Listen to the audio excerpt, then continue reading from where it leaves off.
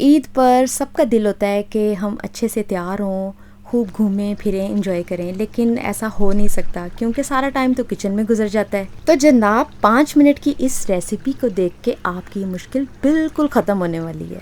अस्सलाम वालेकुम, मैं हूँ Maha. Welcome to Sammy foods. हंसते रहें, मुस्कुराते रहें और मज़े मज़े के खाने बनाते रहें।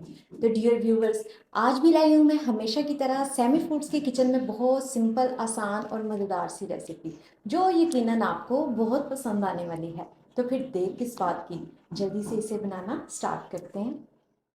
तो जनाब ईद स्पेशल भुना गोश्त मैं बना रही हूँ प्रेशर कुकर में, जिसके लिए मैंने लिया है 1 kg बीफ, 2 से 3 मीडियम साइज़ के प्याज जिसको मैंने रफली कट कर लिया वो इसमें मैंने ऐड कर दिए हैं। 2 टेबलस्पून अदरक और लहसुन का पेस्ट मैंने ऐड किया है।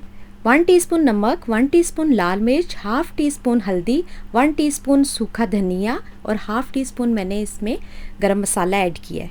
अब इसमें हम डालेंगे 2 गिलास पानी, अच्छे से इसको मिक्स करेंगे और प्रेशर कुकर की लिड को हम 20 मिनट्स के लिए लगा देंगे। इसमें हमने पानी ज़्यादा ऐड नहीं करना और इसको मीडियम फ्लेम पर हमने पकाना है। तो जनाब हो चुके हैं 20 मिनट्स। अब हम इसका कम्प्लीटली टेम्परेचर डाउन करके इसकी लिड को हटा देंगे और आप देख सकते हैं कि इसमें अभी भी पानी मौजूद है।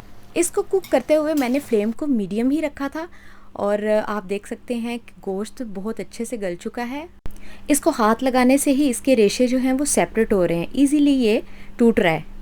हाँ जी, मीट तो हो गया रेडी। अब हम करेंगे इसकी भुनाई। इसके लिए मैंने ली है एक कढ़ाई और उसमें मैंने लिया है 200 ml 1 कप से थोड़ा सा कम कुकिंग ऑयल और उसमें मैंने डाले हैं 3 अदद टमाटर। टमाटर बड़े साइज़ के थे तो मैंने 3 लिए हैं और इनको मैंने बारीक कट कर लिया। अब इनको ऑयल में अच्छे से फ्राई करेंगे ताकि ये अच्छे से गल जाएँ। 4 से 5 मिनट में ये टमाटर बहुत अच्छे से गल चुके हैं और ये एक स्मूथ सा और प्यारा सा पेस्ट एक रेडी हो चुका है। अब जो हमने बीफ गलाया था उसको मैं इन्हीं टमाटरों में ऐड करके अच्छे से भून लूँगी। सिंपल और आसान सी ये रेसिपी जस्ट 5 मिनट्स में ये तैयार हो जाती है। अब हम इसमें थोड़े से मसाले शामिल करेंगे। हाफ़ टी स्पून इसमें मैंने ज़ीरा ऐड किया है, half teaspoon chilli flakes, half teaspoon ज़ीरा पाउडर और हाफ़ टी स्पून ही मैंने इसमें काली मिर्च का पाउडर ऐड किया है। अब इन सारी चीज़ों को इकट्ठा फिर से भून लेंगे। इसकी भुनाई पे भी ज़्यादा मेहनत और ज़्यादा टाइम बिल्कुल नहीं लगता है। अब मैंने इसमें ऐड किया है आधा प्याली दही। ये टोटली ऑप्शनल है, अगर आप पसंद करते हैं तो आप इसमें दही ऐड कर सकते हैं, नहीं तो आप इसको स्किप कर सकते हैं। मुझे पसंद है तो मैं इसमें दही ऐड करती हूँ।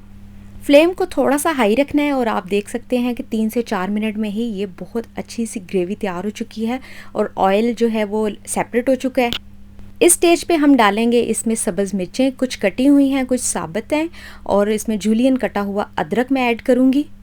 अदरक के टेस्ट के तो क्या ही कहने, बहुत ही ज़बरदस्त और कमाल का लगता है। इसके बाद हम शामिल करेंगे हर खाने की शान सब्ज़ धनिया। इसकी खुशबू, इसका कलर खाने की शान को और ज़्यादा बढ़ा देता है। अब जी कर लेना है हमने इन सारी चीज़ों को एक बार फिर से मिक्स और ये हमारी भुना गोश्त रेसिपी रेडी हो चुकी है।